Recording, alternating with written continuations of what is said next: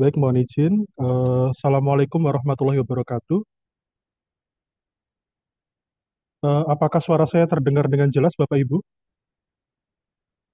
Dengar, dengar, dengar. Baik, siap. Yang saya hormati Bapak Kepala Balai Besar Perakitan dan Modernisasi Pertanian Sumber Daya Lahan Pertanian. Yang saya hormati Ibu Kepala Balai Perakitan dan Pengujian Pertanian Lahan Rawa. Yang saya hormati Bapak Ibu rekan-rekan KJF, KJFT, lingkup RMP, serta yang saya banggakan Bapak Ibu penyuluh serta praktisi pertanian yang sungguh luar biasa dalam menjaga dan mengawal swasembada pangan kita. Mohon izin, ini karena dari host utama dari BRMPS DLP melimpahkan kepada kami.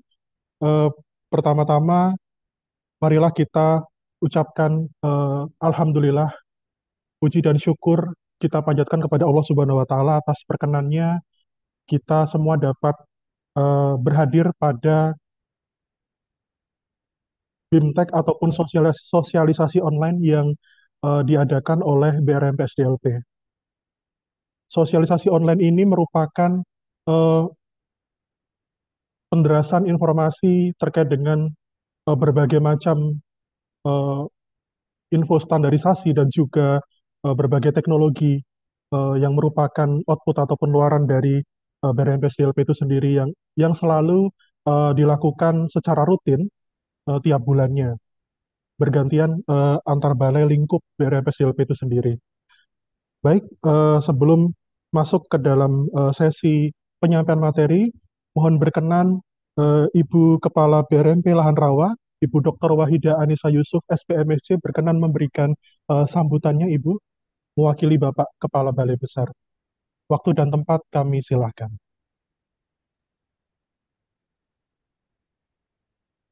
Bismillahirrahmanirrahim. Mas Tommy, suara saya terdengar?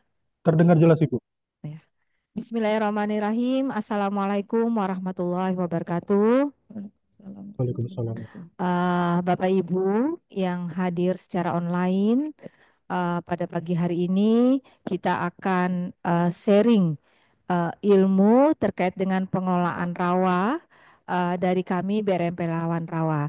Sedianya kegiatan BIMTEK hari ini akan dibuka langsung oleh Pak Kepala Balai Besar eh, Sumber Daya Lahan ya, Balai Besar Sumber Daya Lahan. Akan tetapi karena kesibukan dari Balai Besar Sumber Daya Lahan, beliau menugaskan kepada saya untuk membuka acara BIMTEK ini secara langsung. Bapak Ibu, kami berharap apa yang kami sharing dari BRMP Lawa pada hari ini bisa membantu Bapak Ibu, terutama teman-teman UPT yang ada lingkup di BRMP dalam kegiatan mengoptimalisasikan lahan rawa.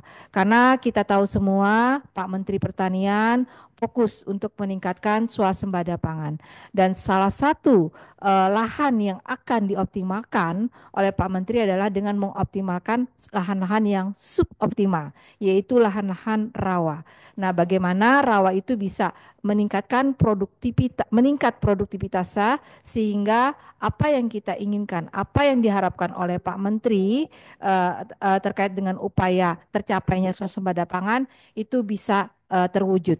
Bapak Ibu, kita juga tahu bahwa dalam hampir 1 tahun ini dari 2004 ini Pak Menteri sudah mulai melakukan pembukaan lahan yaitu dengan mencetak sawah-sawah di lahan rawa yang tentunya yang tujuannya adalah bagaimana rawa itu bisa menghasilkan, memberikan hasil yang maksimal, hasil yang optimal. Nah, Bapak Ibu, memang tidak semua rawa dikelola itu sama. Jadi rawa yang dibuka baru, kemudian rawa yang sudah existing, itu berbeda pengelolaannya. Nanti akan dijelaskan detail oleh narasumber kita pada hari ini, yang juga beliau adalah dulu mantan peneliti, yang peneliti rawa lah. Nah, beliau ahlinya rawa juga, jadi terkait dengan bagaimana kita memperbaiki rawa ini ke depan, mereklamasi rawa ini ke depan.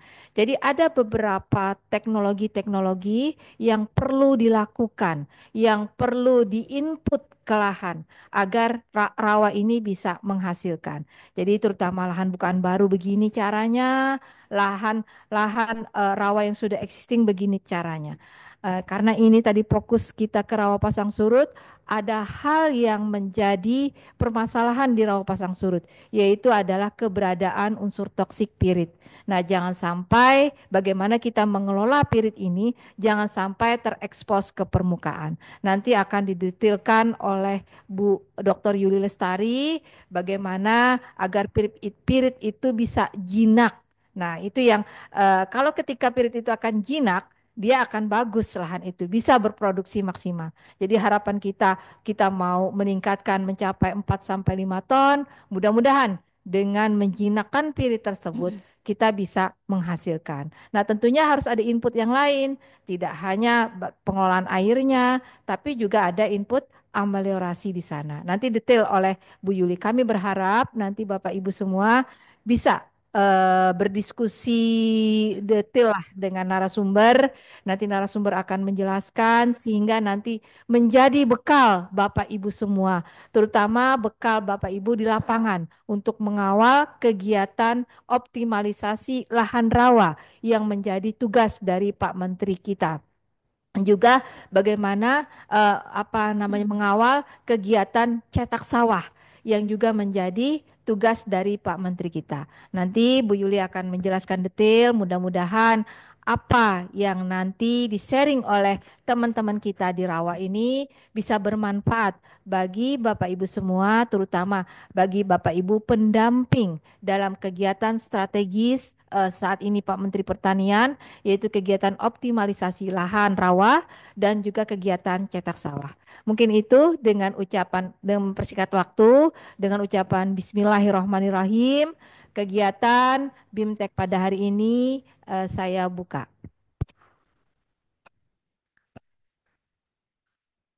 Mungkin itu Mas Tommy.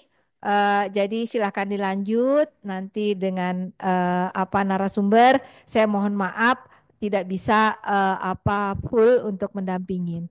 Mudah-mudahan hari ini akan interaktif ya Bapak Ibu. Terima kasih. Wassalamualaikum warahmatullahi wabarakatuh. Waalaikumsalam warahmatullahi wabarakatuh. Terima kasih Ibu Kepala Balai Pengujian dan Balai Perakitan dan Pengujian Pertanian Lahan Rawa, Ibu Dr. Wahida Anissa Yusuf, SPMSC, yang berkenan membingkai sekaligus membuka acara kita pada pagi hari ini terkait dengan sosialisasi yang bertemakan reklamasi lahan rawa pasang surut untuk meningkatkan produktivitas pangan. Baik, sebagaimana kita ketahui bersama, Bapak Ibu, meskipun input teknologi yang perlu diterapkan untuk mengoptimalkan lahan rawa pasang surut ini cukup besar ya. Namun demikian, kita perlu ketahui juga bahwa lahan rawa merupakan primadona di beberapa tahun terakhir ini, khususnya dalam mendukung swasembada pangan kita menuju suatu kondisi di mana kita mencapai ketahanan pangan. Baiklah, sebelum kita masuk ke dalam penyampaian materi, izin kami akan bacakan eh, profil singkat narasumber kita pada pagi hari ini. Nama Dr. Insinyur Yuli Lestari MSI, jabatan penyuluh ahli muda pada bidang pertanian lahan rawa tentunya. Nomor WhatsApp 0852 4849 4018, golongan pangkat terakhir 3D, penata tingkat 1, pendidikan terakhir beliau capai di S3 Ilmu Pertanian, konsentrasi ilmu tanah di Universitas Gajah Mada. Baik, untuk mempersingkat waktu, kami serahkan kepada narasumber waktu dan tempat Ibu. Silahkan dapat menyajikan materi bertajuk reklamasi lahan rawa pasang surut untuk meningkatkan produktivitas pangan. Waktu penyampaian 15 menit, Ibu. Kami silahkan. Baik, terima kasih Saudara Moderator. Assalamualaikum warahmatullahi wabarakatuh. Bapak Ibu sekalian, kita ketemu lagi dalam kegiatan sosialisasi secara online, di mana pada hari ini sosialisasi online yang keempat, topik yang akan kita bahas adalah reklamasi lahan rawa pasang surut untuk meningkatkan produksi pangan. Dan eh, belum di-share kah? Sudah itu? Iya, no?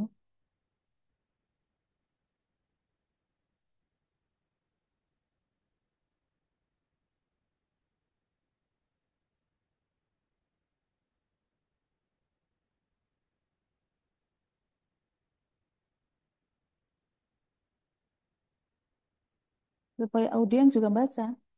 Gitu. Lanjut, jadi dari kegiatan reklamasi lahan rawa pasang surut untuk meningkatkan produksi pangan ini, secara garis besar akan saya sampaikan yaitu outline-nya berupa yang pertama adalah mengenai lahan rawa. Lanjut dulu tuh share. Nah, lahan rawa. Di sini akan kita bahas eh, apakah definisi lahan rawa, kemudian potensinya seperti apa, karakternya seperti apa, dan yang lain-lain. Kemudian kita akan lanjutkan dengan reklamasi itu sendiri, reklamasi lahan rawa, termasuk metodenya, hal-hal yang terkait dengan reklamasi lahan rawa, hasil-hasil serta kebijakan dalam reklamasi lahan rawa, dan yang terakhir adalah penutup. Lanjut. Kemudian yang pertama kita yang seperti yang saya sampaikan tadi bahwa kita akan membahas apa itu lahan rawa. Eh, Secara sekilas kita akan bahas di sini untuk merefresh ya Bapak Ibu yang mungkin sudah lupa walaupun lahan rawa ini sering digaungkan ya, sering disampaikan terutama kita yang di Kementerian Pertanian.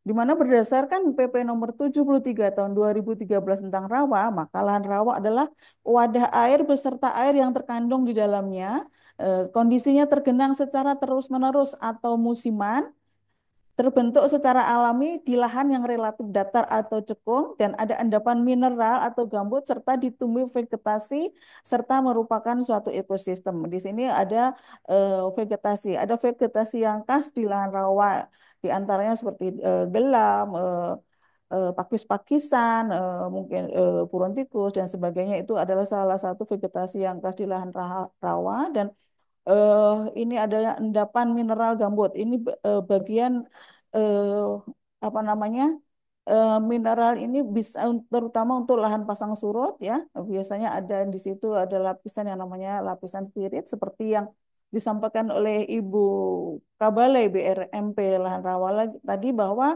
eh, bagaimana dengan masalah pirit tadi, apakah bisa dijinakkan gitu ya? Nah, itu tergantung tujuan kita. Apakah piritnya ini yang akan dibiarkan untuk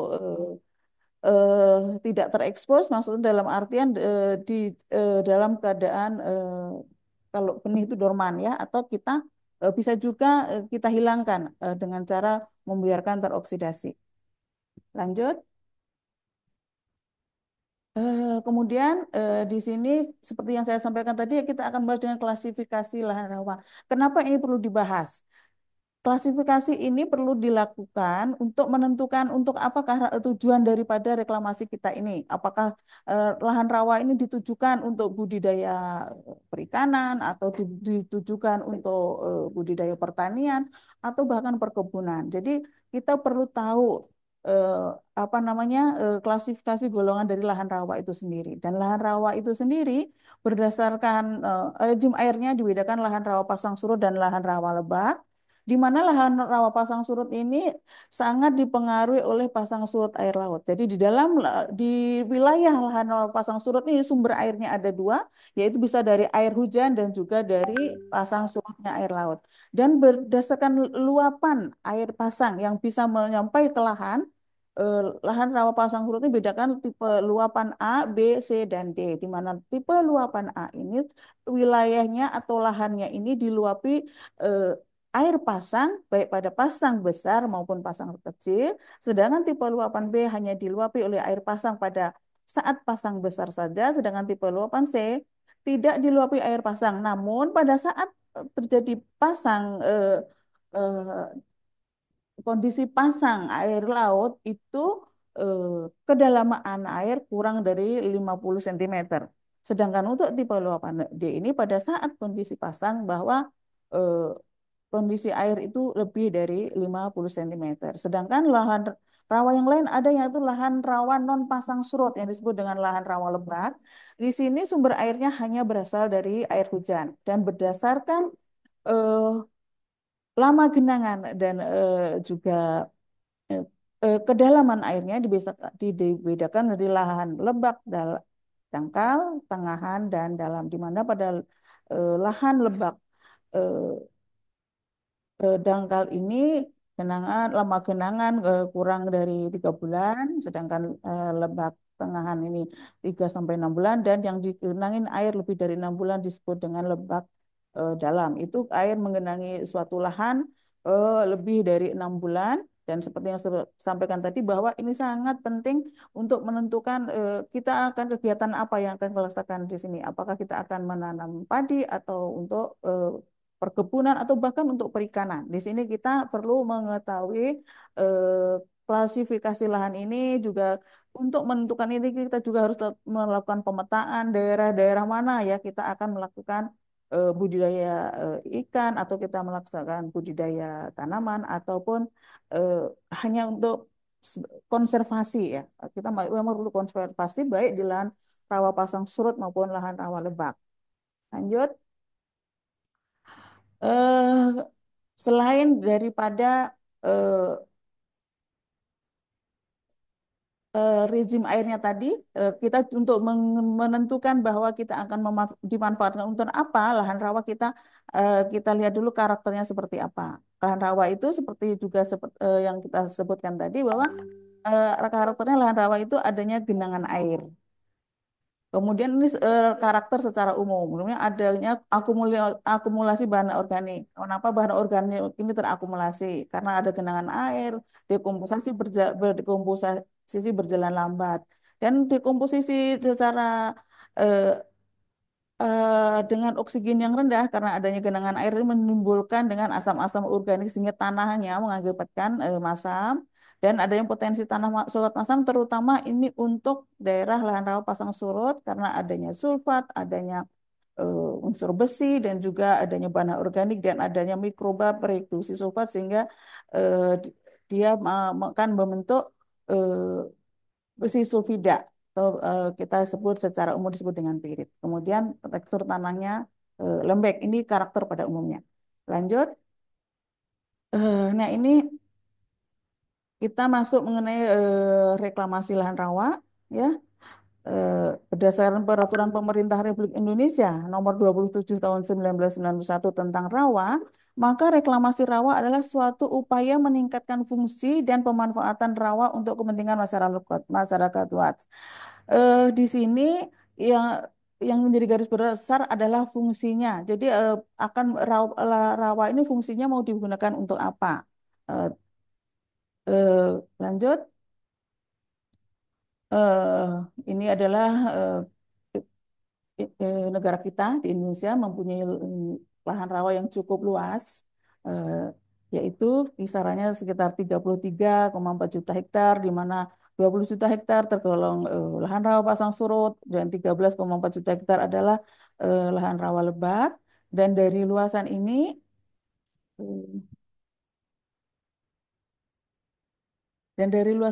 yang berpotensi untuk dikembangkan itu ada sekitar 8,54 juta hektar dan 2,33 juta hektar eh, untuk non pasang surut. Kenapa ini tidak semua dikembangkan? Nah, ini ada beberapa alasan ya. Ada beberapa lahan rawa yang hanya bisa digunakan sebagai konservasi karena kondisi misalnya untuk lahan pasang surut misalnya gambut dalam itu akan sebagai di situ berfungsi sebagai eh, hidrologi ya untuk penyimpan air. Jadi mungkin ada sebagian lahan rawa yang digunakan sebagai konservasi dan tidak dikembangkan untuk pertanian maupun hal lainnya. Lanjut. Nah, ini bagaimana sejarah pengembangan dan pengelolaan rawa. Apakah lahan rawa ini sudah dikembangkan? Lahan rawa di Indonesia sudah dikembangkan dari sejak zaman dahulu, yaitu menurut sejarah sejak tahun 1920 ini eh, lahan rawa sudah mulai dimanfaatkan terutama oleh suku Bugis dan suku Banjar. Kemudian mereka mulai membuka lahan rawa terutama yang di pinggir-pinggir sungai dan kemudian oleh karena pemerintah melihat bahwa lahan rawa ini bisa dimanfaatkan dan mempunyai potensi yang besar untuk dikembangkan dan untuk meningkatkan produksi pangan, maka mulai tahun 1970 sudah dilakukan program reklamasi lahan rawa oleh pemerintah dengan tujuan untuk eh, meningkatkan ketersediaan pangan dan sekaligus eh, meningkatkan lapangan kerja. Jadi pemerintah di situ ada program transmigrasi, terutama dari Jawa ya, itu mulai dilakukan transmigrasi ini terutama untuk daerah Sumatera 1970 dan 1980 ini ya, terutama untuk daerah Sumatera. Kemudian eh, namanya kemudian di antara tahun 1970 dan 1980 ini pihak swasta juga sudah mulai tertarik untuk mengelola lahan rawa ini terutama untuk perkebunan untuk tambak udang dan eh, apa namanya sebagai bahan baku untuk pembuatan kertas. Jadi mereka eh, apa namanya menanam kayu-kayu yang bisa digunakan sebagai sumber atau bahan dasar pembuatan kertas. Kemudian 1997 ini ada kita juga membuka lahan rawa lagi yang disebut dengan PLG pengelolaan lahan gambut 1 juta hektar ya yang dilaksanakan di Kalimantan Tengah 1997. Namun demikian ya eh, pengembukaan lahan rawa tahun 1997 ini tidak luput juga dari efek negatif. Tidak semua kita eh, mengelola lahan rawa itu ini menghasilkan sesuai yang kita harapkan.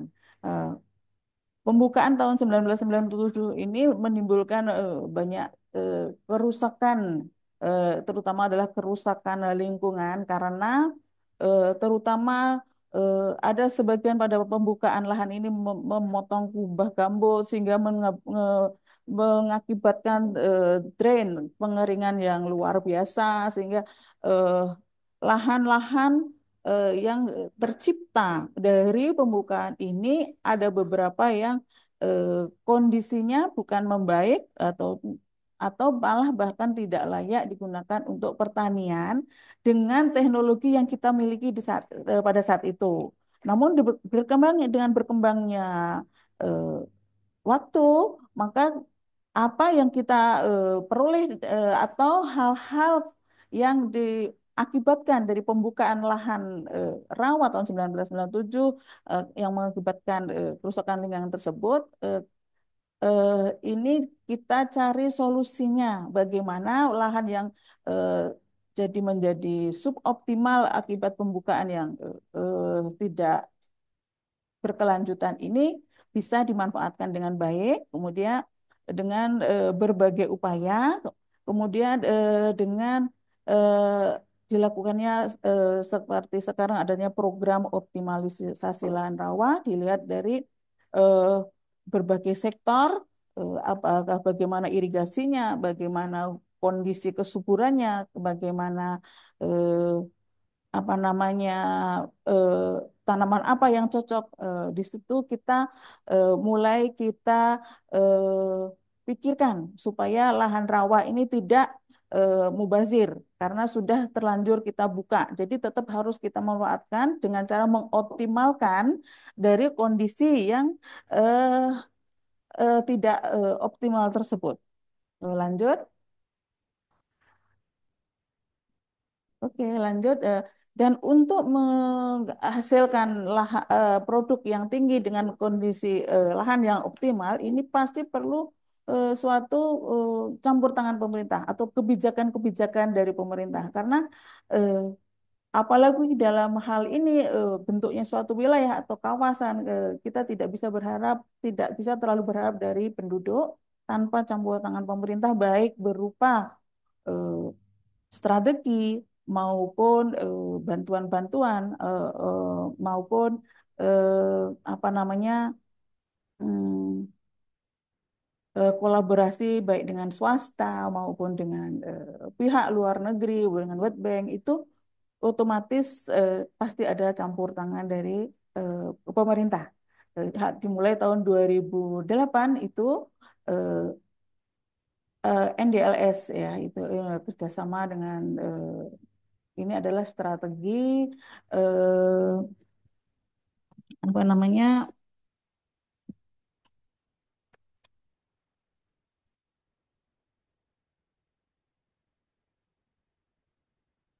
apa namanya di mana strategi ini akan menghasilkan kerangka kerja dan pengelolaan lahan rawa yang menangani aspek kebijakan maupun kelembagaan dan lain-lain.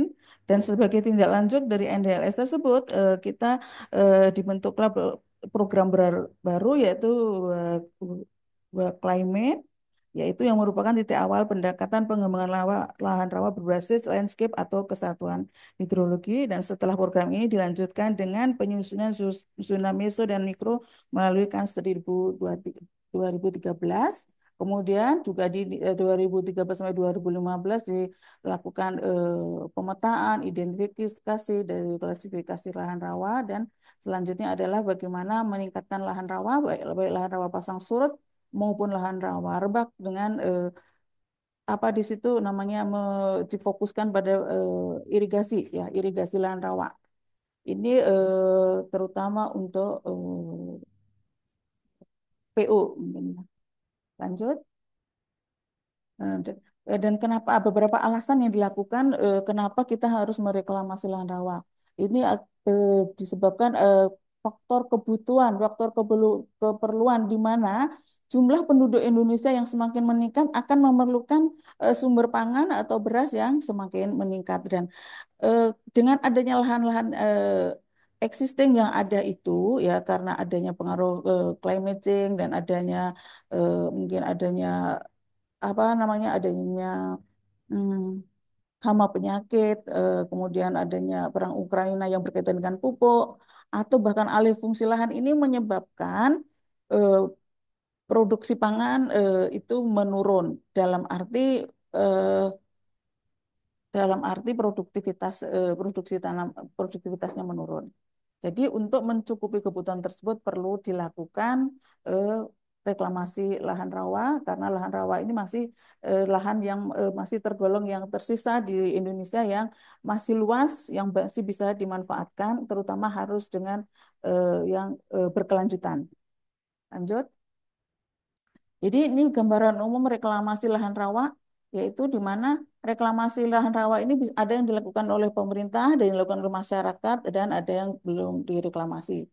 Di sini pada lahan rawa pasang surut yang eh,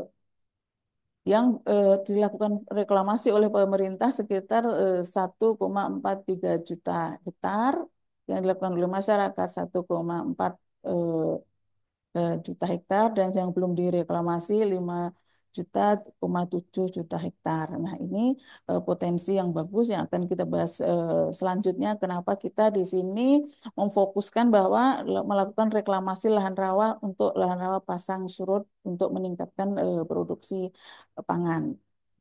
Lanjut. Ini ada beberapa istilah yang sering kita dengar ya, supaya kita tidak tumbang tindih, di mana kita sering mendengar optimalisasi lahan rawa. Apa sih sebenarnya optimalisasi lahan rawa? Optimalisasi lahan rawa adalah upaya untuk meningkatkan efisiensi dan produksi lahan rawa yang sudah ada. Jadi ini sudah eksisten. Jadi lahan rawa yang sudah dibuka, sudah diusahakan oleh petani atau mungkin oleh swasta ini ditingkatkan produktivitasnya, kegiatannya seperti eh, perbaikan infrastruktur air dan lahan, penguatan tanggul, peningkatan pengelolaan air, dan introduksi teknologi pertanian yang tepat, meningkat indeks pertanaman dan penggunaan lahan secara optimal.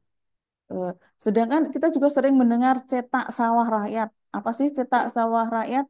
adalah suatu program pemerintah yang bertujuan untuk memperluas lahan sawah di Indonesia, khususnya di daerah yang potensial dengan melibatkan masyarakat, di mana targetnya adalah lahan yang tidak atau belum produktif seperti lahan kering dan lahan rawa yang berpotensi menjadi sawah atau lahan yang belum digunakan untuk pertanian sawan. Jadi untuk cetak sawah ini eh, lahannya bisa memang sudah awal asalnya ada memang lahan sawah, namun terbengkalai atau menjadi bongkor, jadi eh, kita kembalikan lagi untuk disawahkan lagi. Kemudian yang ketiga adalah reklamasi lahan rawa. Ini yang akan kita bahas, yaitu suatu upaya untuk meningkatkan fungsi dan pemanfaatan lahan rawa demi kepentingan masyarakat. Kegiatan ini berupa pembukaan lahan, pematangan tanah, perubahan fungsi lahan, dan pengelolaan air. Kata kuncinya adalah perubahan fungsi lahan. Jadi kalau perubahan fungsi lahan misalnya asalnya dari hutan atau baik hutan primer atau hutan sekunder, kemudian eh, kita kelola menjadi lahan, bisa lahan pertanian, bisa perikanan, sesuai dengan peruntukannya atau sesuai dengan tujuannya untuk apa lahan itu direklamasi. Lanjut. Kemudian tahapan dari reklamasi lahan rawa ini yang secara awal pertama adalah pasti untuk memanfaatkan lahan rawa itu pertama membangun saluran terbuka tanpa pintu sehingga muka air dapat dikendalikan. Namun demikian selanjutnya akan dilakukan melengkapi saluran sekunder dan tersier dengan bangunan pintu pengatur atau muka air yang dapat dikendalikan sebagian. Kemudian yang ketiga adalah melengkapi prasarana jaringan reklamasi rawa sehingga muka air tanah dapat dikendalikan penuh. Dan yang terakhir adalah penataan lanjut kemasyarakatan hasil pertanian dan terintegrasi dengan wilayah sungainya. Lanjut. Eh, itu tuh apa namanya ya? Nggak kelihatan, nggak kebaca. Iya, atasnya itu tertutup. Nah, eh, sekarang kita cari tahu apa alasannya, kenapa harus lahan rawa pasang surut yang direklamasi untuk meningkatkan produksi pangan tadi. Alasannya karena areal lahan rawa pasang surut ini cukup luas dan mereka berbentuk hamparan, eh, jadi tidak perlu perataan lahan. Kemudian ketersediaan air terjamin, baik air hujan maupun dari air pasang. Pada umumnya topografi datar, topografi topografi datar ini akan salah satu untuk memudahkan kita menggunakan alat-alat mesin pertanian, walaupun pada kenyataan, terutama untuk lahan gambut, biasanya sering terjadi ambles alatnya mesinnya. Namun sekarang sudah bisa diatasi kesulitan-kesulitan tersebut.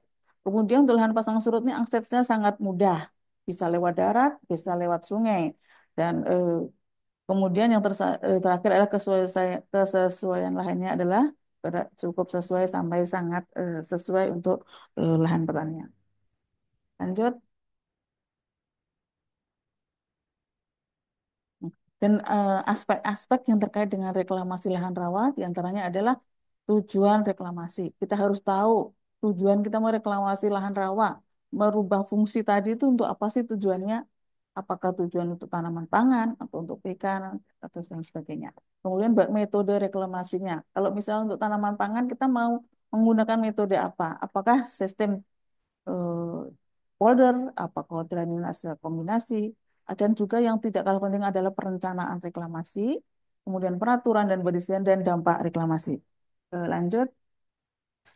Perencanaan reklamasi lahan rawa dimulai dari teks tadi ini kita membaca literatur, misalnya untuk rawa pasang surut ini karakternya seperti apa sehingga kita bisa menentukan metode yang akan kita gunakan. Kita juga survei dan investigasi, kita akan melakukan survei, kemudian desain seperti apa lahan rawa yang akan kita reklamasi itu, desainnya seperti apa, kemudian land akuisisi, kemudian konstruksi, dan yang terakhir adalah operation and maintenance. Lanjut, di mana ruang lingkup reklamasi lahan rawa pasang surut ini meliputi pengelolaan air, penataan lahan, pembangunan infrastruktur pendukung, pemantauan dan evaluasi, serta yang terakhir adalah pengembangan budidaya. Untuk pengelolaan air ini, lanjut, eh, kita kenal ada tata air mikro dan tata air makro. Dan pengelolaan air ini dengan tujuan bahwa untuk pengelolaan air ditujukan untuk memenuhi kebutuhan air baik tanaman, kemudian mencegah terjadinya genangan atau banjir dan kekeringan, meningkatkan efektivitas aplikasi komponen budidaya tanaman, meminimalkan penurunan kualitas lahan dan perairan, eh, terutama ini berkaitan dengan leaching atau pencucian ya. Kemudian mencegah terjadinya keracunan pada tanaman seperti Fe, Al, air asin dan asam organik. Di mana tata air mikro ini eh, yang kita kenal terutama di Indonesia ya, ada yang sistem handil atau tradisional, ada yang sistem anjir, sistem garpu dan sistem sisir. Untuk tata air mikro ini akan kita lihat selanjutnya adalah eh, lanjut. Nah, di ini tata air mikro ini ada yang sistem transversal, ada sistem garpu, ada sistem sisir, dan juga ada sistem anjir, dan juga yang terakhir adalah sistem gabungan. Ya. Yang sistem transversal ini adalah pengelolaan air skala besar di sepanjang sungai yang melibatkan eh, pengelolaan saluran navigasi, saluran primer, saluran sekunder, dan saluran tersier. Sedangkan sistem anjir ini adalah membuat saluran yang menghubungkan dua sungai besar, sedangkan sistem anjir, sistem eh, sistem sisir adalah perubahan dari sistem anjir di mana satu saluran utama atau dua saluran primer membentuk sejajar sungai, dan yang terakhir adalah sistem tata air yang garpu. Ini adalah sistem tata air yang di mana saluran-saluran yang dibuat di pinggir sungai masuk menjorok ke pedalaman berupa saluran-saluran air. Lanjut. Kemudian ini tata air mikro ini berupa yang lebih kecil, wilayahnya lebih kecil, biasanya sekitar 200 hektar, di mana ini ada beberapa sistem tata air, ada sistem tata air mini polder dan pompanisasi, sistem elbow ini membelokkan air ke arah lahan untuk tanaman dengan mengatur air apabila ini bisa dicopot ya, pipa-pipanya untuk elbow ini bisa dicopot kapan air dipertahankan di lahan, kapan air dibiarkan masuk, atau kapan air dibiarkan keluar dengan mengatur apa pipa yang bentuk L ini. Kemudian yang ini ada sistem satu arah untuk lahan pasang surut ini yang sudah settle atau sudah familiar di lahan pasang surut, dan juga sistem tabat ini, terutama sistem tabat ini untuk tipe luapan C dan D, atau tipe luapan B yang mengarah ke C. Kita menggunakan sistem tabat ini di mana dia akan menyimpan air untuk musim kemarau, atau bisa juga sistem tabat ini dimanfaatkan untuk menjaga supaya air asin tidak masuk pada saat musim kemarau. Lanjut, sistem aliran satu arah ini di mana air yang masuk dari air pasang merupakan air segar, kemudian dia akan masuk ke saluran-saluran, kemudian masuk ke lahan-lahan, dan pada waktu surut dia air akan keluar, di mana pintu air masuk dan pintu air keluar itu akan berbeda, karena ini akan berkaitan dengan kualitas air. Kualitas air pada saat masuk air pasang dianggap air segar dan air bersih, dan air yang keluar dari lahan lewat pintu outlet ini dianggap sebagai air yang eh, kurang bersih, karena dia akan membawa senyawa-senyawa, unsur-unsur beracun seperti terutama untuk lahan rawa pasang surut tipe sulfat masam, di mana pada musim kemarau ini eh, seringkali terjadi oksidasi pirit yang menghasilkan kemasaman dan Fe yang beracun, sehingga dia harus dilakukan eh, pelindian atau dilakukan pencucian, di mana ini sebenarnya pada masyarakat setempat atau petani itu sudah eh, sudah tahu ya ini mengapa para petani itu dia tidak akan menanam padi pada saat hujan yang pertama. Dia akan menanam padi kalau hujan sudah lebih dari 3 kali dan airnya tuh di drain, dibiarkan keluar supaya dia membawa racun-racun hasil oksidasi pirit seperti yang disampaikan Bu Waidah tadi bahwa eh, masalah utama di lahan pasang surut terutama lahan pasang surut Sulfat Masam adalah adanya senyawa pirit yang apabila teroksidasi akan menghasilkan Fe, menghasilkan H+ yang menyebabkan kemasaman tanah. Lanjut. Dan teknologi aliran satu arah ini telah distandarisasi, telah standar dan standarnya itu tercantum pada SNI 9281/2024 yaitu pengaturan air pada tata air mikro di lahan sawah rawa pasang surut tipe luapan B. Ini ya, terima kasih. Saya akan cepat dan ini. Lanjut. Ini seperti disebutkan tadi ini tata air mikro dengan sistem elbow yang sudah saya sampaikan. Ada kita menggunakan paralon berbentuk L, di mana dia akan bisa dicopot. Kapan kita memerlukan air masuk, dibiarkan air keluar atau bahkan air harus pada kondisi stuck di lahan apabila sesuai dengan keperluan tanaman itu sendiri. Kapan kita memerlukan air dalam jumlah besar maupun kita hanya macak-macak. Lanjut.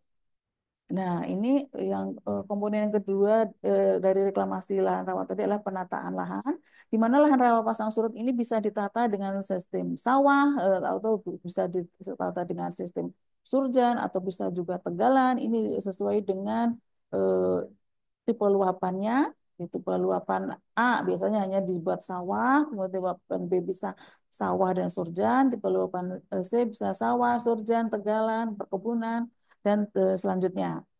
Lanjut. Kemudian ini juga mengenai penataan lahan, kita penataan lahan dengan sistem surjan, kita telah mendapatkan sertifikat SNI 9245/2024 yaitu penataan lahan rawa pasang surut tipe luapan B dengan sistem surjan, di mana dengan sistem surjan ini kita bisa mengembangkan tanaman berupa tanaman padi juga berupa tanaman non padi bagian buludanya. Lanjut. Yang komponen yang ketiga dari reklamasi lahan rawa adalah pembangunan infrastruktur pendukung, yaitu adanya saluran air, kemudian jalan-jalan usaha tani. Kita perlu membangun listrik yang kalau listrik yang belum menjangkau, kita sekarang ini ada teknologi solar cell. Jadi kita akan menangkap sinar matahari yang akan kita gunakan untuk keperluan baik keperluan rumah tangga atau keperluan pertanian, misalnya untuk menggerakkan generator dan sebagainya. Kemudian apa namanya saluran irigasi tadi selain untuk mengairi sawah bisa juga sebagai sarana transportasi untuk mengangkut hasil-hasil panen untuk sampai ke konsumen. Lanjut. Yang keempat adalah pemantauan. Dari setelah melakukan reklamasi perlu kita pantau bagaimana kandung apa kualitas airnya bisa minimal dari pH-nya, bisa juga kesuburan lahannya kita bandingkan setelah reklamasi awal maupun setelah mendapat optimalisasi kita akan pantau untuk di daerah rawa bisa menggunakan PUTR ya. Lanjut. Yang kelima adalah pengembangan budidaya, apakah budidaya pertanian atau perikanan atau budidaya lainnya, yaitu lahan misalnya untuk sawit, karet dan sebagainya. Memang lahan rawa ini potensinya cukup besar ya untuk berbagai usaha untuk meningkatkan hajat hidup rakyat kita. Lanjut. Dan karena kata itu apa namanya topik kita mengenai reklamasi lahan rawa pasang surut untuk meningkatkan produksi pangan, terutama tanaman padi ya, kita harus tahu tanaman padi itu mempunyai sifat seperti apa gitu ya, supaya kita dalam melakukan reklamasi ini sesuai atau arahnya tuh sesuai. Misalnya dia eh, tanaman padi ini punya syarat tumbuh dengan pH 4 sampai 7 ya. Dengan pH 4 dengan 7 kita sesuaikan apakah lahan kita sudah seperti itu pH-nya gitu ya. Makanya dalam hal berbudidaya padi ini ada beberapa hal yang perlu diperhatikan untuk mendapatkan hasil yang optimal, yaitu harus ada pengelolaan air yang tepat, penyiapan dan penataan lahan yang tepat, kemudian pemberian bahan amelioraan dan pemupukan, terutama ini berkaitan dengan pH tadi ya, karena dengan kondisi pH, kondisi kemasaman tanah ini akan berkaitan dengan kesuburan tanah, sehingga kita di sini perlu eh, membahas mengenai pemupukan ya, apakah eh, kita harus menggunakan pupuk lengkap ataukah kita hanya menggunakan pupuk tunggal, ataukah kita bisa di pupuk ini bisa dilihat dari bentuknya atau bisa dilihat daripada jenisnya. Kemudian kita juga harus menggunakan varietas unggul baru dengan potensi hasil yang tinggi, dan yang tidak kalah pentingnya adalah pengendalian organisme pengganggu tanaman, dan yang paling penting adalah yang sangat penting, bukan yang paling penting, yang juga sangat penting adalah mekanisasi pertanian. Karena apa? Dan masa sekarang ini tenaga kerja manusia sangatlah mahal ya. Jadi kita harus bertumpu, harus kita perhatikan adalah menggunakan mesin-mesin pertanian apabila kita menginginkan bahwa budaya kita akan menghasilkan keuntungan yang tinggi, karena tenaga manusia semakin mahal, eh, eh, dan yang mau berkecimpung di eh, bidang pertanian semakin menurun karena eh, namanya apa, perkembangan zaman, banyak yang lebih terutama pemuda suka bergerak di sektor non pertanian. Jadi mesin mekanisasi pertanian ini sangat penting apabila kita menginginkan keuntungan yang tinggi. Lanjut. Nah, ini hasil-hasil penelitian yang bisa saya compile dari reklamasi lahan rawa tadi ya. Untuk dari reklamasi lahan rawa awal untuk di daerah Delta Telang Palembang itu pada awalnya hasil padi ini kurang dari 1 ton per hektar. Namun telah dilakukan optimalisasi eh, dengan cara pengelolaan air yang tepat dan drainase yang terkontrol, hasilnya bisa mencapai 6,5 ton per hektar.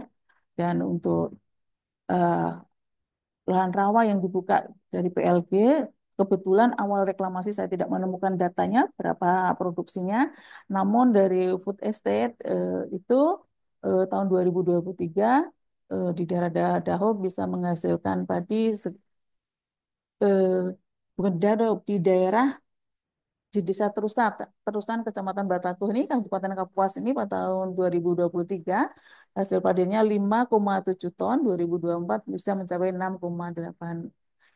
6,8 ton per hektar, bukan juta ton, 6,8 ton per hektar tahun 2024, 2023 hasil padinya adalah 5,7 ton per hektar. Lanjut. Nah, eh, walaupun kita dalam reklamasi ini ya sudah eh, merencanakan dengan tepat, namun pasti ada dampak positif dan negatif. Di antara dampak positifnya adalah meningkatkan produktivitas tanaman, pertanian, meningkatkan ketersediaan pangan, menciptakan lapangan kerja, dan meningkatkan nilai ekonomi lahan. Sedangkan dampak negatifnya biasanya adalah adanya pencemaran air, kerusakan ekosistem, kehilangan habitat, dan perubahan kondisi lingkungan. Eh, Lanjut. Nah, kiranya sudah pada tahap akhir nih ya. Sebagai penutup, saya sampaikan bahwa sebenarnya reklamasi lahan rawa pasang surut adalah proses yang kompleks dan membutuhkan perencanaan yang matang, serta dukungan dari berbagai pihak, termasuk pemerintah, masyarakat, dan swasta. Dan reklamasi yang baik akan membawa manfaat ekonomi dan sosial, namun juga harus memperhatikan aspek lingkungan dan kelestarian. Ya. Bapak Ibu, demikian yang bisa saya sampaikan. Terima kasih. Wassalamualaikum warahmatullahi wabarakatuh. Waalaikumsalam warahmatullahi wabarakatuh. Terima kasih Ibu narasumber atas penyampaian materinya yang sangat luar biasa. Izin kami akan sedikit menyimpulkan barangkali ya, dari penyampaian materi tadi, bahwa perjalanan reklamasi lahan rawa pasang surut khususnya ini bukanlah suatu suatu hal yang baru saja diusahakan Bapak Ibu, tapi sudah melewati puluhan tahun, dekade demi dekade, bahkan dari sejak zaman Belanda ya di tahun 1920-an.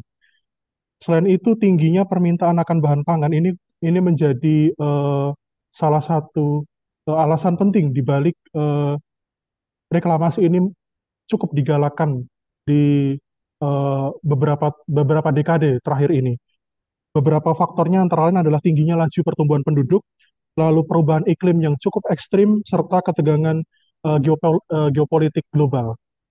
Pada prinsipnya, reklamasi lahan rawa ini bertujuan untuk meningkatkan fungsi lahan rawa eh, sesuai peruntukannya, dalam meningkatkan produktivitas lahan untuk mencapai swasembada pangan. Selanjutnya, pengelolaan lahan rawa itu sendiri, eh, pengelolaan secara substansi, pengelolaan lahan rawa itu harus meliputi yang pertama, penguatan basis data sebagai acuan menentukan kebijakan. Atau tadi disampaikan oleh Ibu narasumber, kita melakukan case study, lalu kita melakukan survei pendahuluan dan seterusnya. Ini dalam kerangka untuk kita memperkuat basis data sebagai acuan dalam menentukan arah kebijakan. Lalu berikutnya adalah perencanaan yang tepat.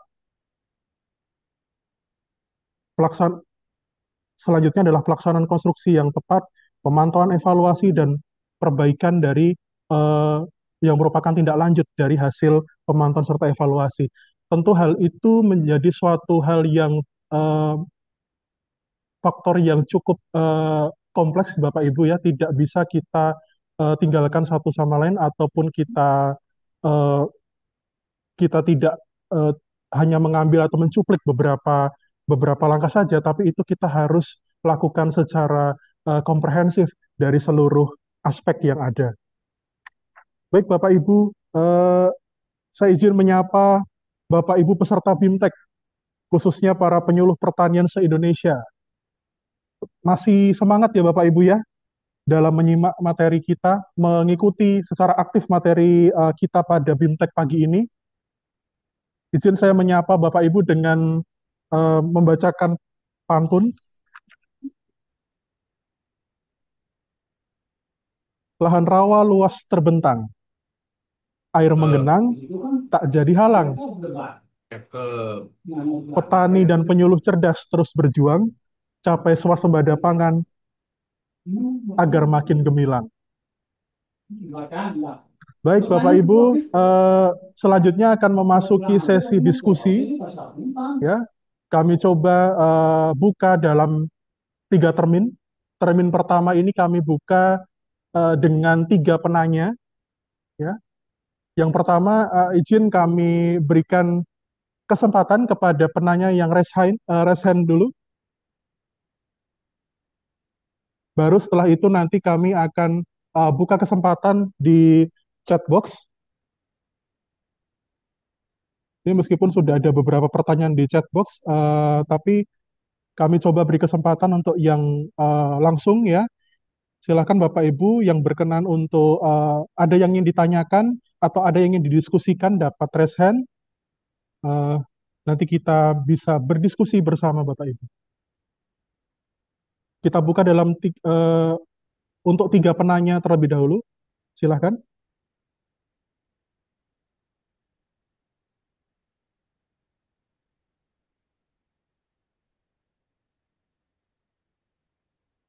Baik, atau sebagai pemantik, kami coba membaca yang ada di dalam kolom chat ya, di chat box. Yang pertama ini ada pertanyaan dari Pak Nurfianto Giar. Nah, ini salah satu audiens setia kita ini. Setiap kali BIMTEK SDLP, lingkup SDLP, pasti beliau hadir. Nanti izin kami menyapa langsung Pak Nurfianto Giar ya, supaya kenal begitu. Ya, karena beberapa BIMTEK terakhir kami belum belum kenal langsung ya. Baik, saya coba bacakan pertanyaannya, Ibu. Yang pertama, apakah terdapat perbedaan strategi reklamasi lahan rawa antara dengan bahan induk yang berbeda ya, baik itu gambut maupun tanah mineral. Lalu yang kedua, bagaimana strategi reklamasi lahan rawa saat musim kemarau dan penghujan? Oh, kalau yang awal tadi perbedaan bahan induk, lalu yang kedua ini perbedaan musim. adakah yang menjadi perbedaan yang signifikan dalam menyusun strategi tersebut, Ibu? Yang ketiga, bagaimanakah dampak perubahan iklim? Ini tentunya iklim ekstrim ya, perubahan iklim ekstrim baik itu La Nina ataupun El Nino terhadap dinamika karakteristik lahan rawa lebak dan pasang surut seperti ketinggian genangan, eh, perubahan pH, kandungan ALFP dan sebagainya.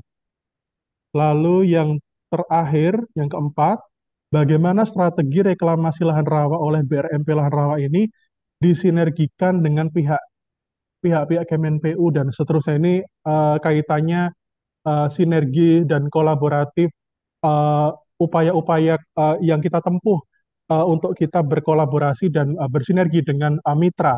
Dalam hal ini Kemenpu, misalkan pihak BBWS, Balai Teknik Rawa, dan seterusnya.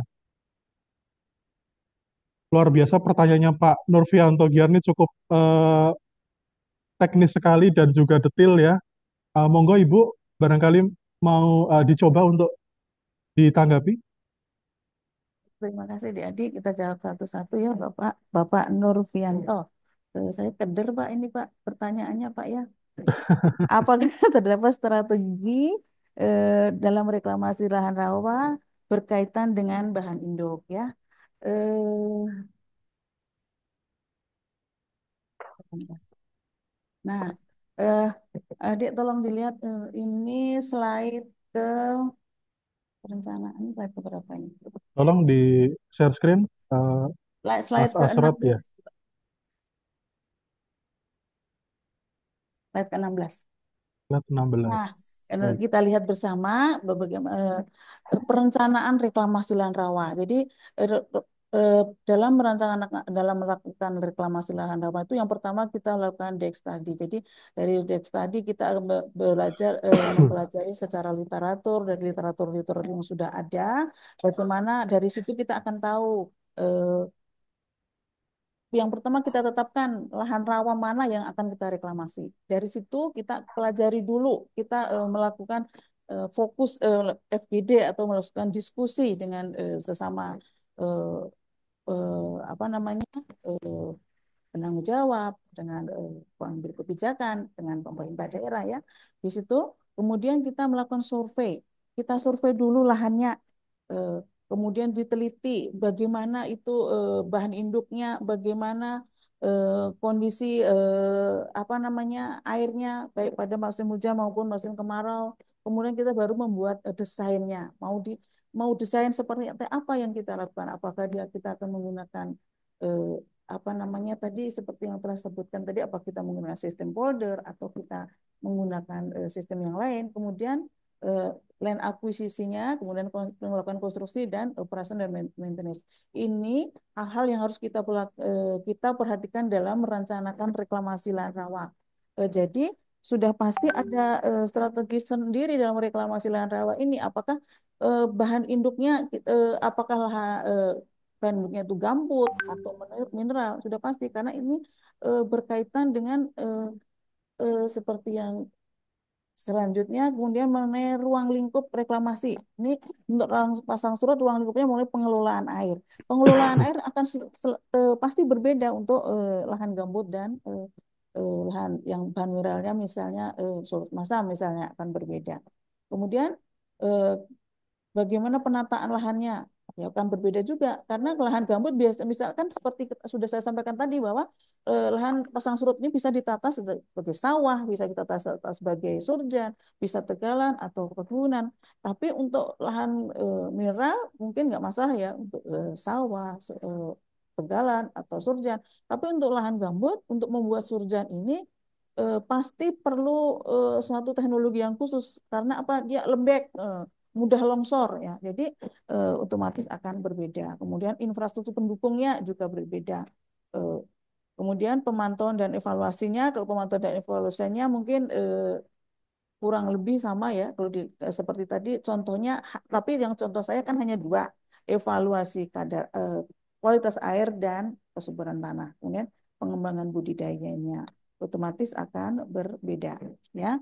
Kemudian bisa dilihat dari bagaimana mengelola airnya, bagaimana menata lahannya, itu antara lahan mineral dan lahan gambut itu eh, pasti berbeda. Kemudian dengan bahan induk yang berbeda, otomatis untuk mendapatkan hasil yang optimal, mm, ameluran yang diperlukan juga berbeda, kemudian pupuk hayati yang diperlukan juga berbeda ya. Karena eh, sebagai contoh, kita punya produk dulu namanya Biotara ya. Biotara ini pupuk hayati, di situ ada bakteri, mikroba pelaut fosfatnya, ada penambat N bebas, ada juga mikroba perombak bahan organik. Namun untuk lahan gambut, Biotara ini trikodermanya perombak bahan organiknya tidak disarankan ya, karena kalau semakin cepat nanti perombakannya semakin cepat, maka akan terjadi eh, dengan posisi yang sangat cepat dan akan terjadinya subsiden yang lebih cepat. Itu mungkin ya. Kemudian yang kedua, bagaimana strategi musim kemarau dan musim hujan. Nah, ini tadi sudah kita sampaikan, terutama untuk musim kemarau dan musim hujan ini pasti berkaitan dengan kondisi air ya. Ini berkaitan dengan tata air yang kita gunakan. Untuk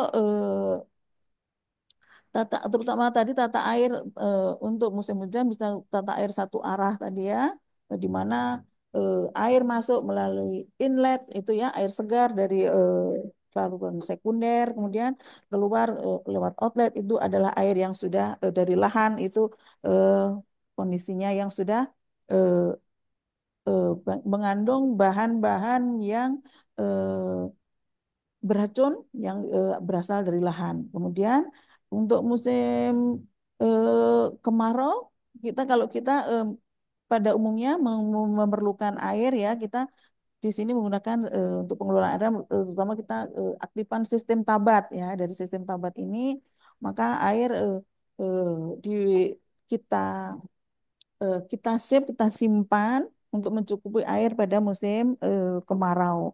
Sistem Tabat ini juga berfungsi bahwa karena pada musim kemarau ini biasanya air untuk daerah pasang surut, air asin, maka kita eh, tidak menginginkan air pasang masuk. Jadi kita menggunakan air yang sudah kita simpan, terus sebagai tabat atau sebagai embung tadi ya. Tuh. Kemudian eh, apa namanya? Kemudian bagaimana dampak iklim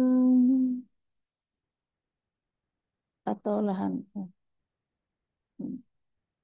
Misalnya La Nina dan El Nino ya. Untuk ini kan berhubungan dengan lahan pasang surut ya. Ini berhubungan dengan air. Sudah saya singgung barangkali ya. Untuk El Nino terutama kekeringan tadi kita menggunakan untuk tata airnya, terutama kita aktifkan sistem tabatnya ya. Kemudian bagaimana karakter lahan labak dan lahan pasang surut. Lahan Lahan lebak ini, lahan lawa pasang surut sudah kita sampaikan tadi, karakternya diantaranya adalah adanya genangan itu berasal dari air hujan dan juga dari air pasang surut. Kemudian eh, untuk lahan pasang surut ini ada eh, senyawa senyawa khusus yang terbentuk itu terutama dari lapisan pirit ini yang mempengaruhi kesuburan lahan. Namun demikian pirit ini dia pada kondisi anaerob atau tergenang dia bersifat stabil, tidak bermasalah. Namun apabila dia sudah terekspos, dia akan menghasilkan kemasaman termasuk Fe dan lainnya.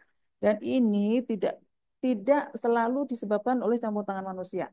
Kemarau yang panjang juga akan mempengaruhi eh, oksidasi pirit ini ya, karena dia oksigen itu bisa masuk dari retakan-retakan tanah yang eh, karena panas yang tinggi ya, karena kekeringan itu bisa masuk dan bisa juga mengoksidasi pirit. Namun kita kembalikan lagi ya, apakah kita menganut sistem reklamasi terbatas atau reklamasi total? Kalau reklamasi terbatas ini eh, kita mengusahakan semaksimal mungkin supaya lapisan pirit ini tidak terekspos dengan cara melakukan penggenangan atau pembuatan surjan secara terbatas. Jadi secara bertahap itu salah satu cara untuk membuat pirit berada pada kondisi anaerob. Namun kalau kita menginginkan bahwa lahan kita eh, matang dan bebas dari pit juga bisa. Kita oksidasi secara besar-besaran, habis dioksidasi secara besar-besaran, baru kita drain, kita kita leaching pakai air hujan. Namun kita juga harus eh, secara bijaksana ya, karena nanti kalau apa namanya pirit teroksidasi, kemudian kita leaching, airnya masuk ke sungai itu air kemasaman yang tinggi, ikan juga akan mati, masuk ke lahan tetangga juga padinya mati. Nah, kita itu tetap harus diperhatikan. Jadi tidak bisa dengan serta-merta, harus secara matang. Kemudian bagaimana strategi kolaborasi BRME lahan rawa dengan instansi lain, misalnya PU atau dinas ya. Eh, Alhamdulillah di BRME Rawa ini telah berhasil membuat standar untuk penataan lahan sistem surjan yang kita eh, telah saya sampaikan tadi. Sistem surjan tadi saya keberapa? Nah, ini eh, telah sistem surjan hasil kita itu telah eh, mendapatkan SNI 9245 2024, yaitu penataan lahan rawa pasang surut. Salah ya. Salah, sistem surjan itu. Betul, penataan lahan rawa pasang surut itu. Iya, salah kayaknya ya. Nah, ini untuk tata air yang surjan. Oh, salah. Surjannya saya tidak ingat nomor berapa ya, Bu ya. Nanti Bu Ani bisa saya sampaikan kalau Bu Ani masih ingat sistem SNI-nya. Ini juga teknologi yang lain adalah pengaturan air pada tata air mikro di lahan sawah rawa pasang surut tipe luapan B. Ini SNI 29281/2024.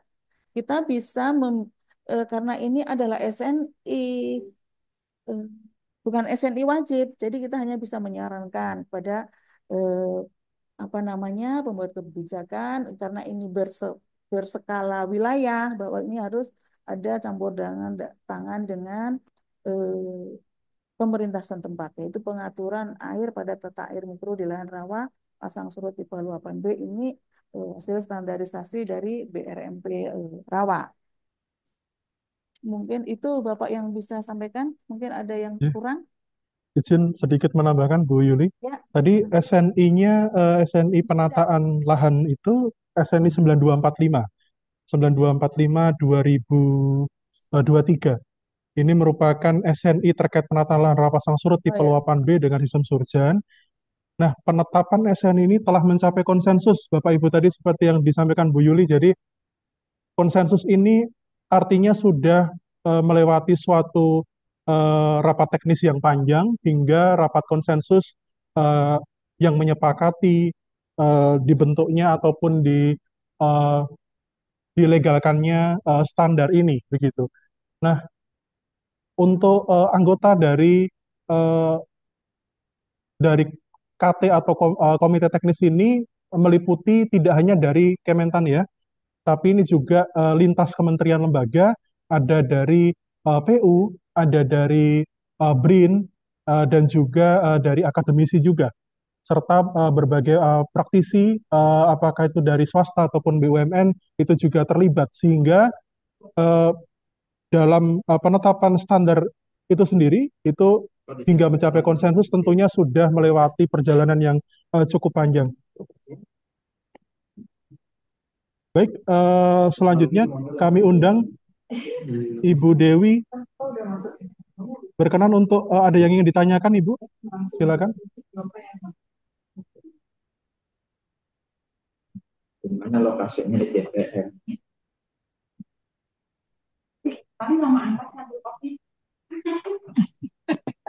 Ibu Dewi, Yang kecil luas ini. izin Ibu Dewi. Ini belum bisa. Ibu Dewi ada yang ingin ditanyakan atau didiskusikan?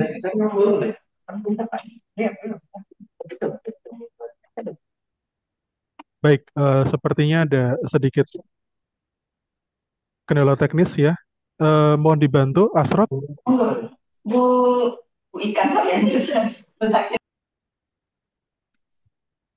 Baik, kami undang Bapak Ibu di peserta Zoom dapat yang ingin bertanya atau ingin sharing dan juga diskusi, kami buka untuk tiga penanya terlebih dahulu. Silakan Bapak Ibu. Tadi setelah sedikit ada pemantik ya, pemanasan dari pertanyaan Pak Nurfianto. Monggo kalau khususnya Bapak Ibu penyuluh yang berkecimpung langsung dengan lahan-lahan rawa, ini barangkali menjadi banyak ya, tergelitik banyak pertanyaan tentunya mengenai reklamasi lahan rawa itu sendiri.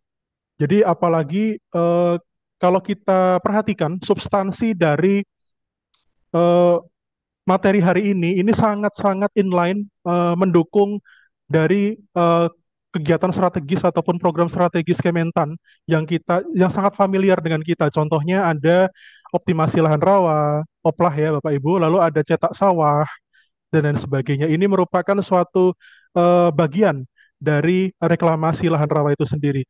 Barangkali silakan Bapak Ibu kami undang eh, untuk diskusi pada kesempatan kali ini.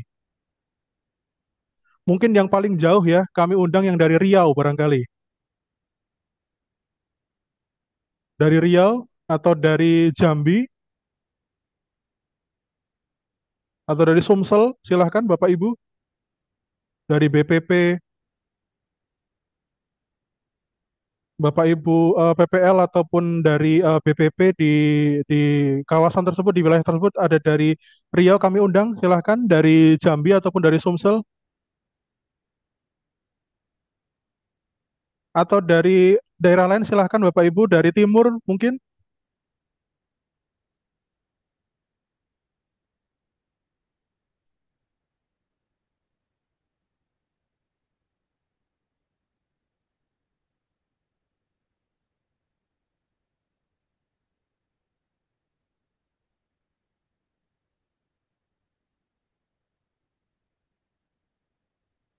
Ini saya lihat ada yang dari Oki Sumsel ya.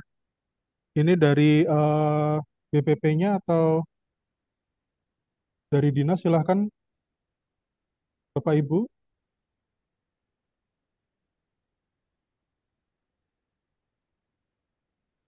Atau teman-teman dari BRMP, para KJFT, kami undang juga untuk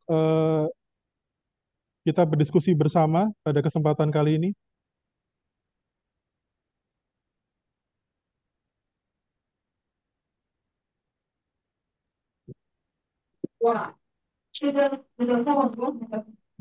Ibu Maulia kami undang. Silahkan Ibu. Iya, izin Mas Tommy, mohon maaf, saya Ya, sedang di Sumsel ini. siap Eh, Ibu.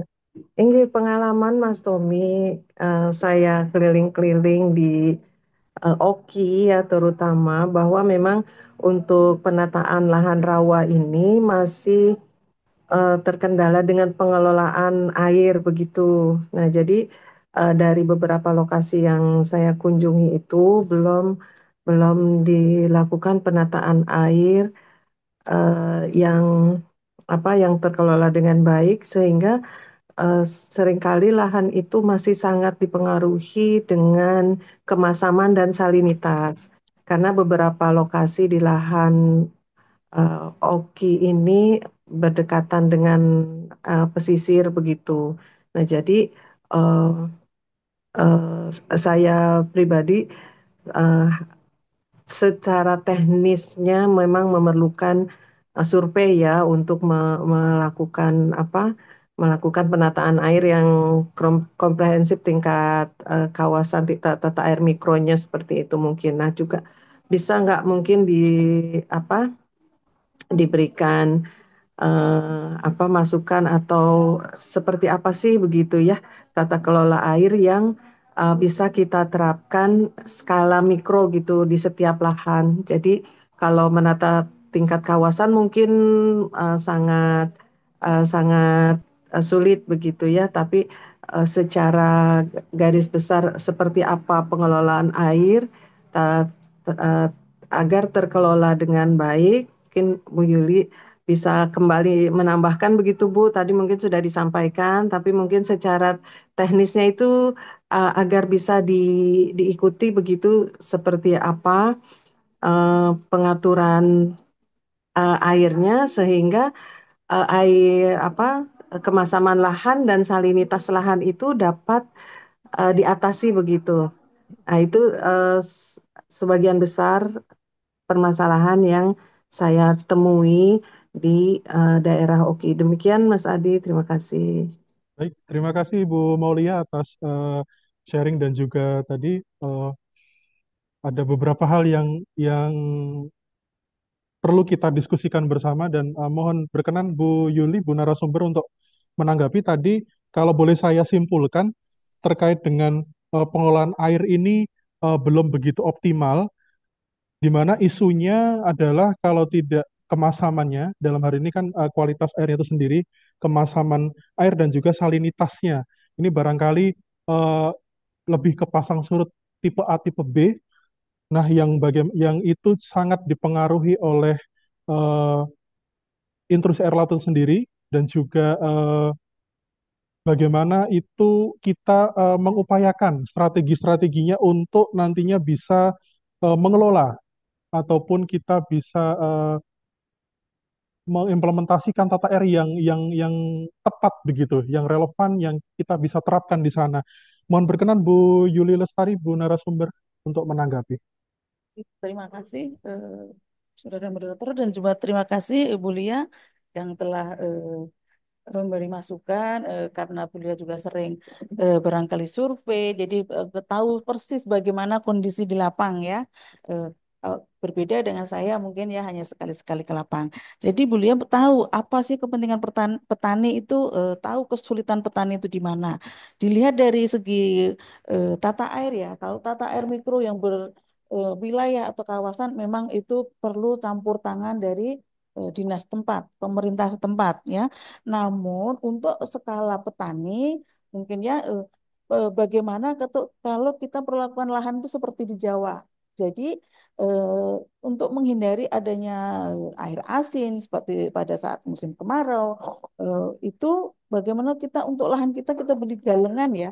Mungkin saran saya ya, kita membuat galengan yang ada pintunya. Jadi kita buka pada saat kita memerlukan air segar, misalnya dari air pasang, kita buka. Nah, di ujung kita ada apa namanya pintu untuk keluar. Ini mungkin saran saya untuk skala kecil ya. Kalau skala besar wilayah tadi kan memang harus ada suatu kelompok tani misalnya atau dinas terkait ya. Untuk sementara mungkin saran saya membuat galengan ada saluran masuk, ada pintu masuk, ada pintu buka untuk ini untuk satu petani. Atau bisa juga alternatif lain, kita menambahkan bahan amelioran ya. Untuk kemasaman ini ada banyak pilihan ya, bisa kita dolomit, bisa kalsit ya untuk salinitas ini eh, kita sarankan mengenai apa namanya pembendaman bahan organik ya, atau juga kita memilih apa yang akan kita tanam, varietasnya, misalnya apakah varietas tahan masam atau varietas padi tahan salin, eh, atau juga mungkin em, bisa juga ini dilakukan secara kelompok ya, secara kelompok tani gitu ya. Jadi akan hasilnya akan lebih efektif daripada kita sendiri kayak kita kalau kita membuat galengan sepertinya kita seperti membuat folder di lahan sendiri ya. Nah, mungkin kalau untuk skala petani itu yang bisa saya sarankan dan pemanfaatan amelioran, pemupukan dan eh, komoditas yang sesuai untuk eh, kondisi lahan kita. Itu yang bisa saya sampaikan ya.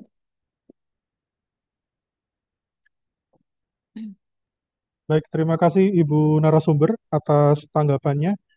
Apakah ada feedback Bu Maulia atau cukup? Ya, cukup Mas Adi. Terima kasih atas jawabannya. Nanti akan coba kami sampaikan pada saat kunjungan kembali dengan para petani. Hanya saja memang sedikit perbedaan kondisi lahan rawa oki dengan lahan rawa kalsel kita itu saluran-salurannya mereka itu masih sangat aktif sekali dengan jalur lalu lintasnya. Jadi eh, apa ya, penataan airnya gitu sedikit terkendala juga begitu.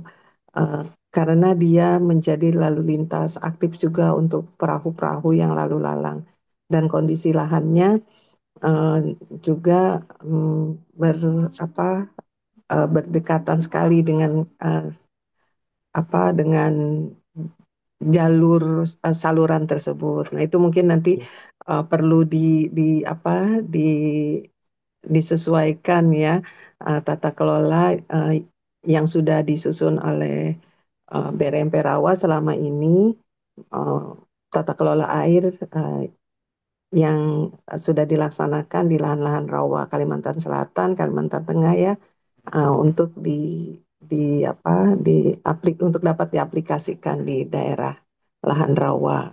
Oke, misalnya. Demikian, terima kasih Mas Adi. Siap, Ibu. Terima kasih.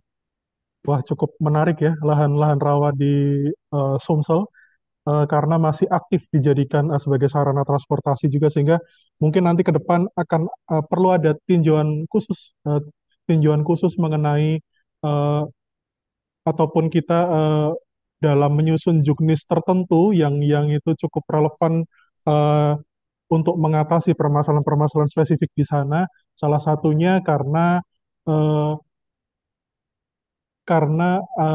dengan kondisi tertentu ya, misalkan itu tadi seperti saluran-saluran air eh, yang masih aktif digunakan sebagai sarana transportasi. Baiklah Bapak Ibu, kita lanjutkan sesi diskusi ini.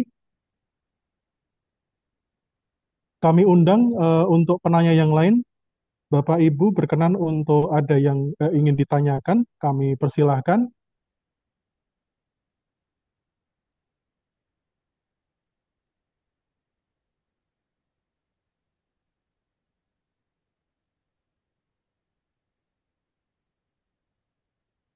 Oh, ada yang dari di chat box. Saya coba bacakan.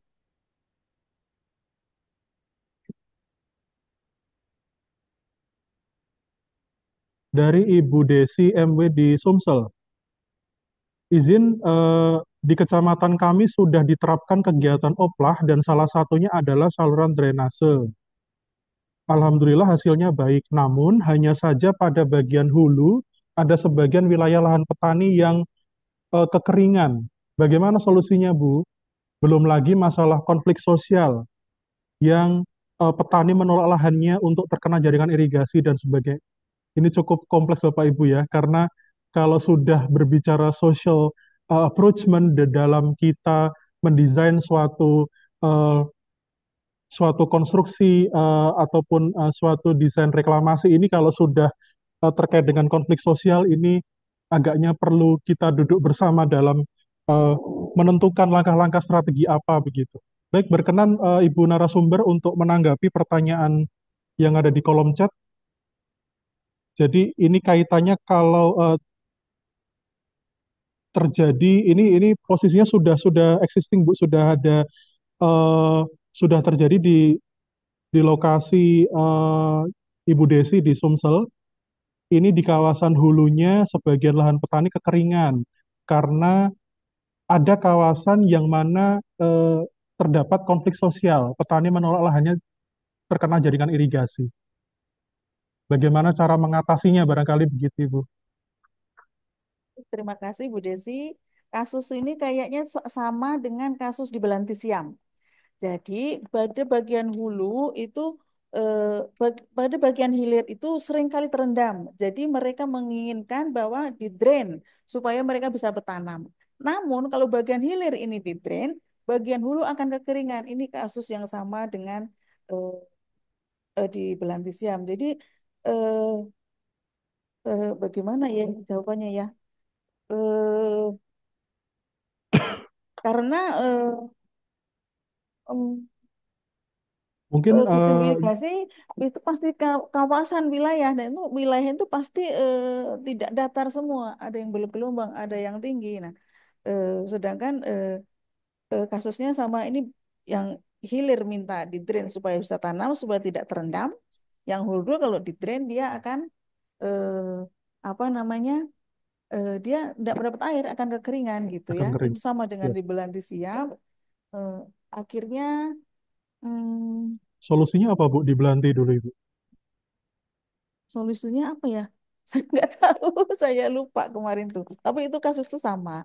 Jadi mungkin kalau menurut saya ya, ini perlu apa namanya perlu duduk bersama mungkin ya antara petani dan dinas mungkin untuk memecahkan masalah ini. Apakah apakah misalnya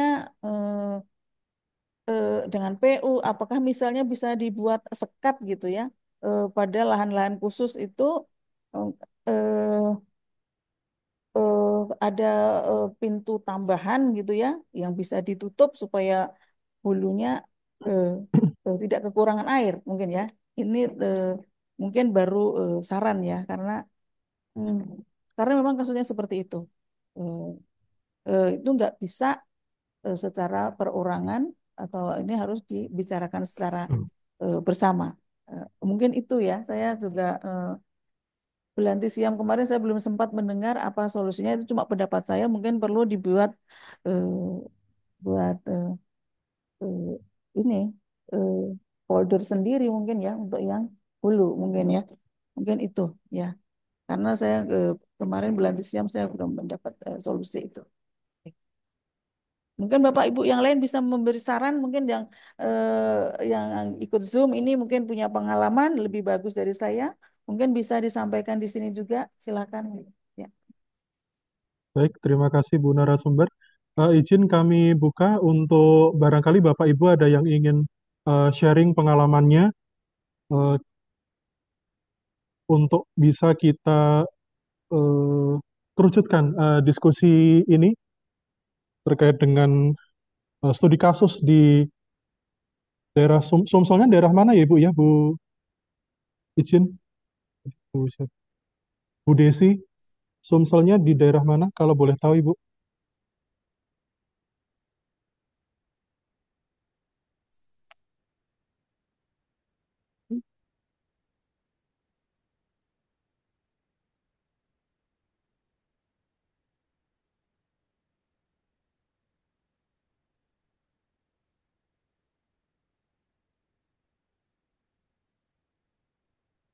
Kami undang juga Bu Ani Susilawati barangkali Ibu ada yang ingin di-sharingkan Bu pengalaman Ibu atau dari BRMP lingkungan barangkali kami undang juga.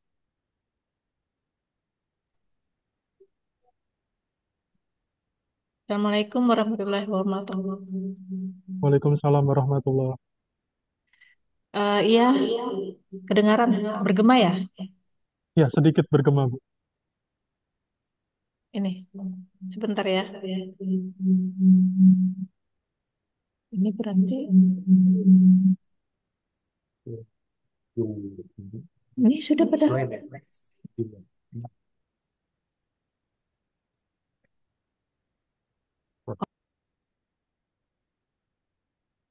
Mohon izin kami undang juga Bapak Hendri, Bapak eh, tenaga ahli Menteri Pertanian. Berkenan Bapak barangkali ada yang Bapak berkenan untuk sampaikan Mbak di dalam sesi diskusi ini, monggo.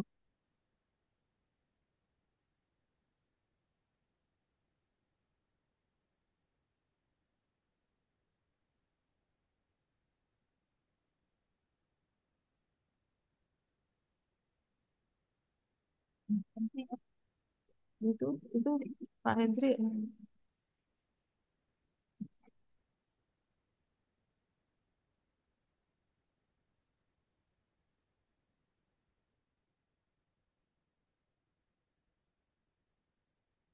Assalamualaikum warahmatullahi wabarakatuh. Gimana Mas Tommy? Waalaikumsalam warahmatullahi wabarakatuh. Oke, Ibu sudah jelas tidak bergema. Iya. Silakan Ibu. Izin mungkin menambahkan saja hasil dari jawaban narasumber ya. yang tentang solusi istilahnya strategis tadi supaya bagian hulunya tidak kekeringan, itu seperti yang telah disampaikan Ibu narasumber bahwa salah satunya juga kita perlu memasang pintu air atau sekat air di bagian hulu.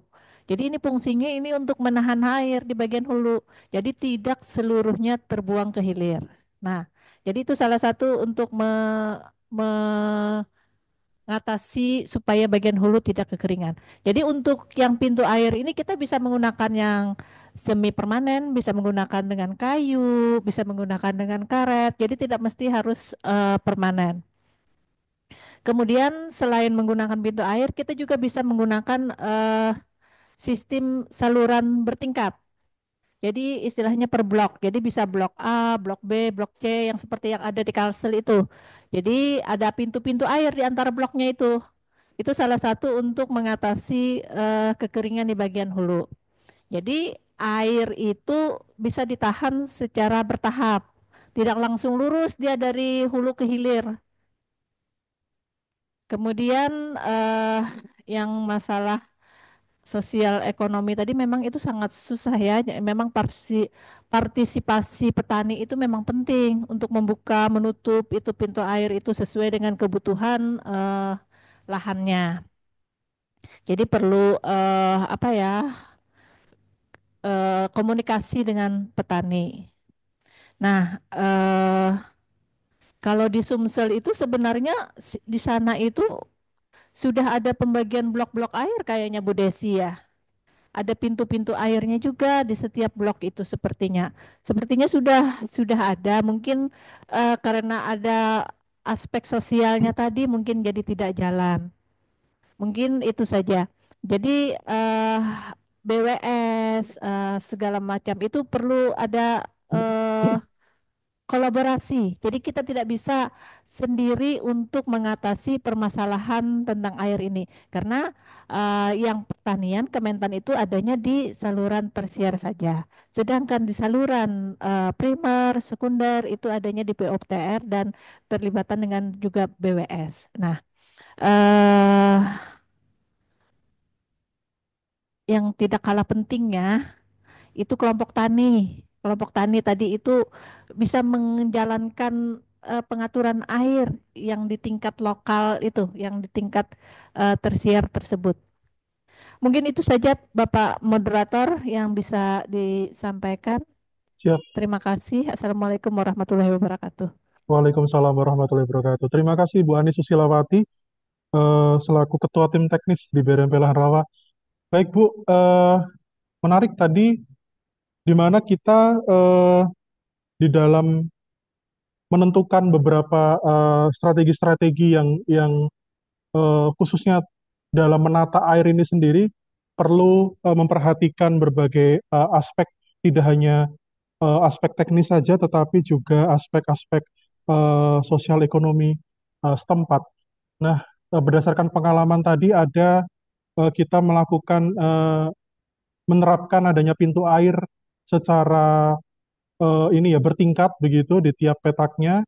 Lalu ada juga kita membuat pintu air di berbasis kawasan di daerah di hulunya dan beberapa upaya yang lainnya di dalam kerangka untuk penataan air ini sehingga di kawasan hulunya nanti diharapkan tidak lalu kering begitu.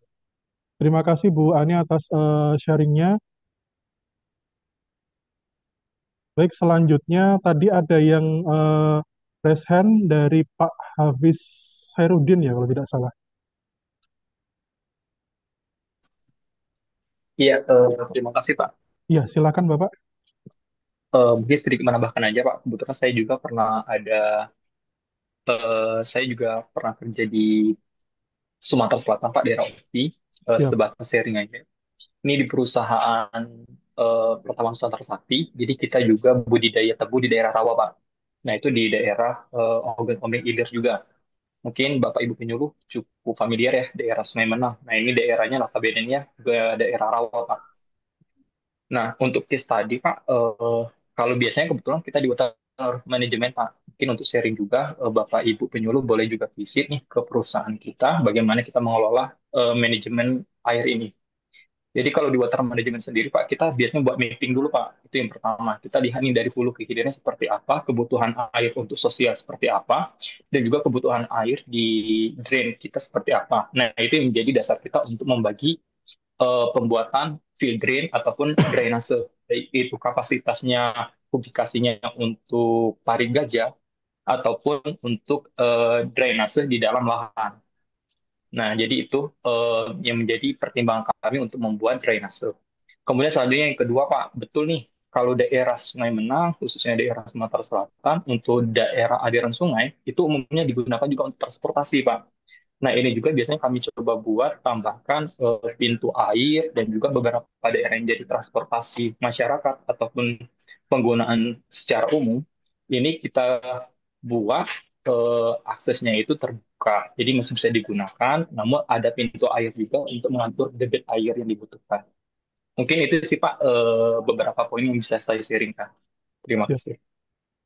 Terima kasih Bapak atas sharingnya, sharing pengalaman dalam eh, melakukan water management khususnya di perusahaan Pak Hafiz ya di Sumatera Selatan.